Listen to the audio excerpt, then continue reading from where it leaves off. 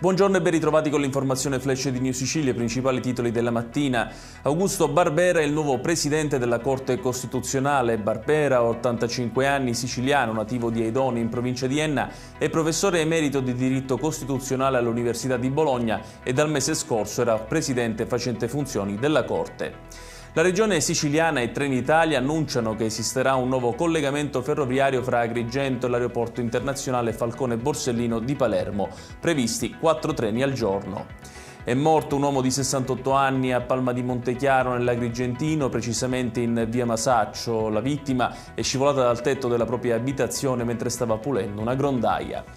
La Polizia di Stato ha arrestato a Catania un 32enne accusato di tentata estorsione. L'uomo avrebbe minacciato di morte la sua vittima e procurato danni alla sua auto per avere 2.000 euro per pagare un debito legato alla droga. Infine 4 operai sono rimasti intossicati dal gas argon durante le operazioni di saldatura di una cisterna carica di gas in un cantiere localizzato fra Mezzoiuso e Vicari in provincia di Palermo. Ed è tutto per questa edizione, tutti i dettagli su queste notizie li trovate sul nostro sito www.newsicilia.it. Grazie per averci seguito e arrivederci.